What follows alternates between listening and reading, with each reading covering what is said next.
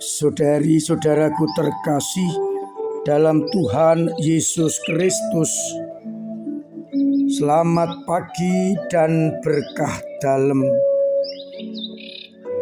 Kita berjumpa kembali dalam renungan harian Rabu 7 Februari 2024. Seperti biasa, permenungan kita dasarkan pada bacaan Ekaristi pagi ini. Bacaan pertama dikutip dari kitab pertama Raja-Raja bab 10 ayat 1 sampai 10. Dikisahkan dalam bacaan yang pertama bagaimana Ratu Negeri Seba membuktikan sendiri kebijaksanaan dari Salomo, kebijaksanaan yang datang dari Allah, membuat Ratu Seba terkagum-kagum. Sedangkan pada bacaan Injil dari Injil Markus bab 7 ayat 14 sampai 23 dikisahkan bagaimana ajaran Yesus soal najis. Menegaskan apapun dari luar yang masuk ke dalam seseorang tidak dapat menajiskan, tetapi apa yang keluar dari seseorang itulah yang menajiskan.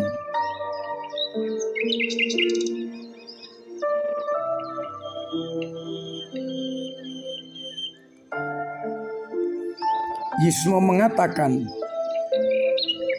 bahwa apapun juga makanan yang masuk ke dalam tubuh manusia adalah halal.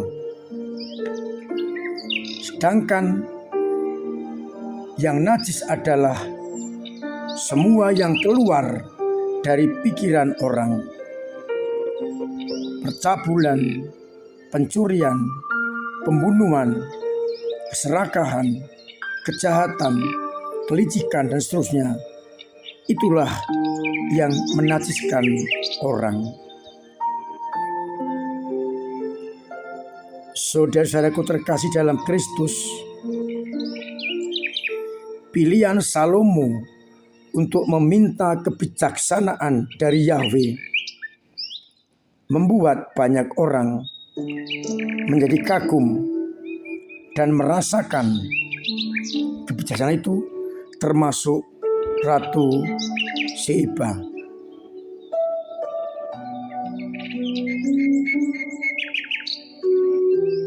Ia penasaran dan akhirnya menyaksikan sendiri kebijaksanaan Salomo. Selama Salomo berpegang pada kebijaksanaan yang dari Allah, maka tatanya akan kokoh kuat.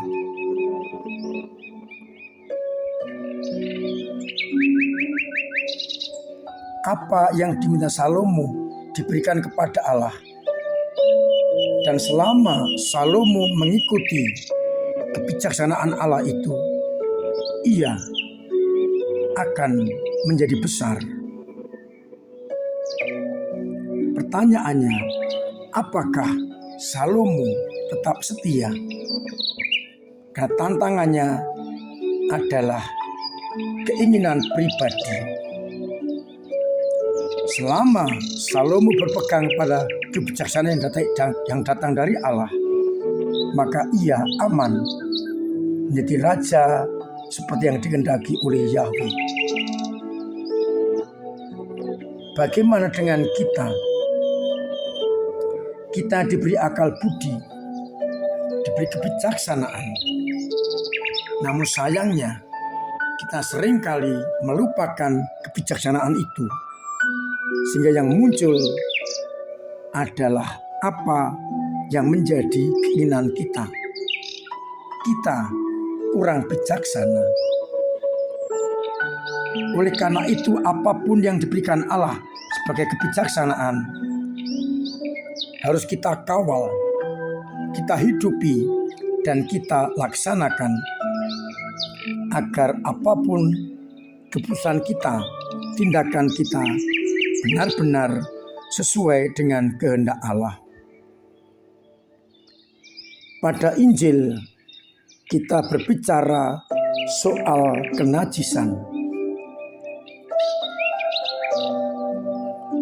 Perbedaan pandangan antara orang-orang waktu itu dengan Yesus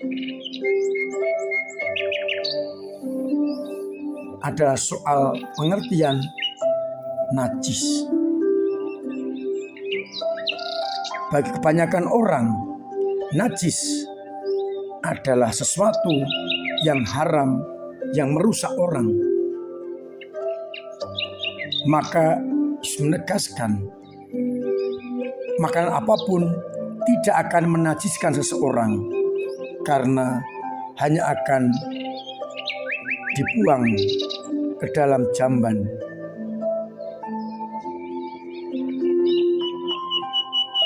Sedangkan yang bisa merusak seseorang dan juga orang lain adalah tindakan-tindakan yang muncul dari dalam hati.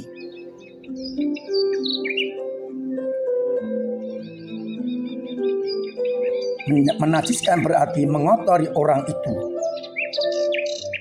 dari sikap kebijaksanaannya, dari sikap kebaikannya yang dikotori, dinajiskan oleh pikiran-pikiran jahat yang memunculkan percabulan, pencurian, pembunuhan, persinahan, keserakahan, kejahatan, kelicikan, hawa nafsu, iri, hujat, sombong, dan kebebalan.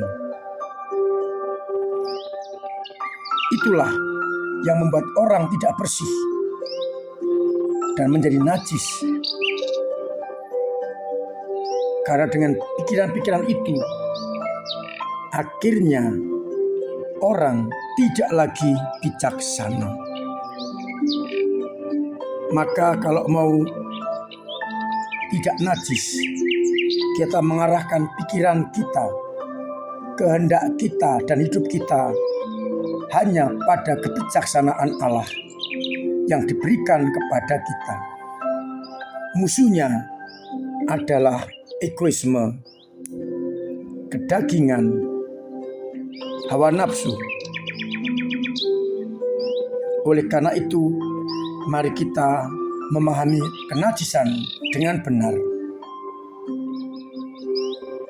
sehingga perkataan-perkataan kita, perbuatan-perbuatan kita selaras dengan kehendak Allah, dan dengan demikian kita dibersihkan dari segala kenajisan. Mudah-mudahan dengan menyadari itu, kita semakin dimampukan untuk hidup dengan bijaksana sesuai dengan kehendak Allah, dan kita tidak dinajiskan dan tidak dikotori oleh pikiran-pikiran jahat. Mari kita membuat hati kita bersih, bukan menolak makanan-makanan, tetapi menolak pemikiran yang menjerumuskan kita kepada kejahatan, menjauhkan dari kehendak Allah, dan kita bertindak dengan tidak bijaksana. Semoga kita mampu seperti Salomo bijaksana dengan selalu mengedepankan kehendak Allah, dan apapun yang keluar dari pikiran kita sesuatu yang menyejukkan, yang sungguh menenteramkan. Semoga kita senantiasa bertindak dengan bijaksana dan dijauhkan dari segala kenajisan. Tuhan memberkati kita sekalian. Amin. Marilah berdoa. Bapa yang penuh kasih, kami menjadi najis karena perkataan, pikiran, perbuatan kami yang kurang bijaksana dan seringkali meninggalkan Engkau. Maka bantulah kami dengan berkat dan rahmat-Mu, agar pikiran kami, hidup dan tindakan kami sungguh-sungguh hanya bersumber padamu, sehingga kami terbebas dari segala hal yang dapat mencemarkan hati kami, hidup kami, karena kami tidak sesuai dengan kehendak-Mu. Bantulah umat-Mu dalam mewujud nyatakan kebijaksanaan-Mu dalam hidup kami. Semoga umat-Mu yang sakit Engkau sembuhkan, yang punya beban berat Engkau ringankan, yang punya persoalan Engkau bantu untuk mengurainya, dan eksternal ekonomi Engkau ringankan dengan memberikan keberhasilan kepada usahanya.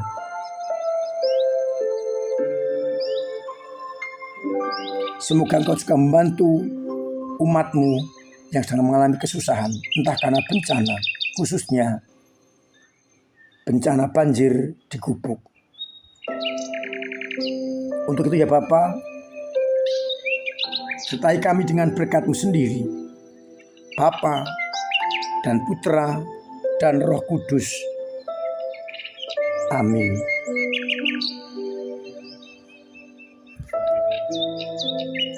Saudara-saudara terkasih, tetap saya himbau, saya ingatkan agar tetap mematuhi protokol kesehatan, agar kita tetap memiliki kesehatan yang prima.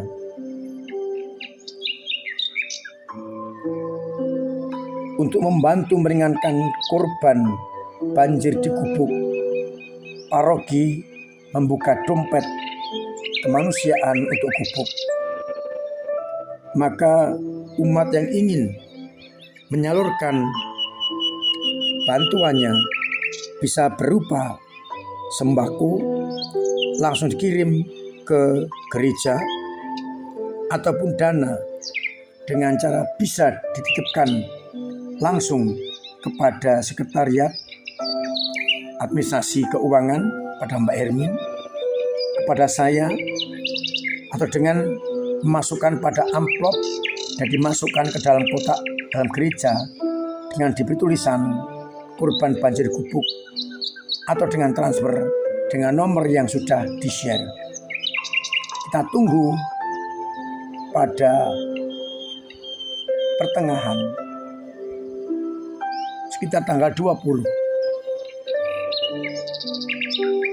Mudah-mudahan kita terketuk hati untuk membantu mereka yang kena musibah, sebagai bentuk kita solidar dengan sesama.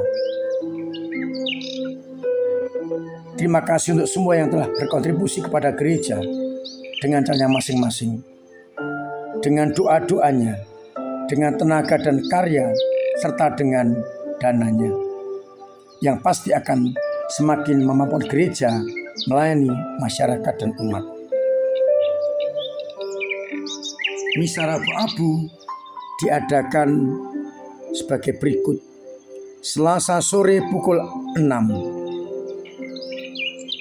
Rabu pagi setengah 6, dan Rabu sore jam 6, serta Kamis jam 6 sore. Tanggal 14, mari kita berbondong-bondong ke TPS dengan hati nurani, memilih yang terbaik. Cara informasi-informasi agar dapat memilih dengan baik pemimpin yang dikehendaki oleh Allah dan menjadi harapan kita. Akhirnya saya mengucapkan selamat pagi, selamat merenungkan, salam sehat, Tuhan memberkati.